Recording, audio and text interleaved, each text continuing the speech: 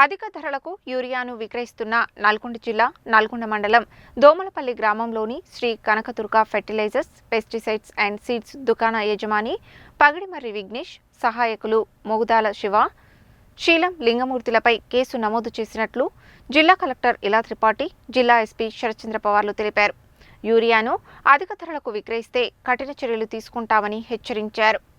నల్గొండ మండల వ్యవసాయ అధికారి శ్రీనివాస్ రోజువారీ తనిఖీలలో భాగంగా బుధవారం తన సిబ్బందితో మండల పరిధిలోని ఎరువుల దుకాణాలను తనిఖీ చేసిన సందర్భంగా నల్గొండ మండలం దోమలపల్లి గ్రామంలో ఉన్న Shri Kanakadurga fertilisers, pesticides and seeds దుకాణాన్ని తనిఖీ చేయడం జరిగిందని, ఆ సమయంలో ప్రభుత్వం సబ్సిడీపై సరఫరా చేస్తున్న యూరియా ధరలను, యూరియా స్టాక్ వివరాలను దుకాణం ఎదుట పట్టికలో ప్రదర్శించలేదని తెలిపారు. ఈ విషయం గమనించిన అధికారులు దుకాణంలో ఎరువులు అమ్మిన రసీదు బుక్కుల ఆధారంగా యూరియా కొనుగోలు చేసిన కల్వలపల్లి గ్రామానికి చెందిన వంటపాక సైదులు, కన్నపోయిన శంకర్, బీరెల్లిగూడెంకు చెందిన దాసరి భిక్షంలు బస్తా యూరియాను 266 రూపాయల ఎంఆర్పీ ధరకు బదులుగా 350 రూపాయలకు కొనుగోలు చేసినట్లు గమనించడం జరిగిందని, అంతేకాక ఇదే విషయాన్ని సదరు షాపు నుండి యూరియాను కొన్న పైన పేర్కొన్న రైతులతో పాటు మరికొంతమంది రైతులు వ్యవసాయ అధికారి దృష్టికి తీసుకురావడం జరిగిందని తెలిపారు. రాష్ట్ర ప్రభుత్వం అత్యంత వ్యయ ప్రయాసల కూర్చి యూరియాను సరఫరా చేస్తుండడం, అంతేకాక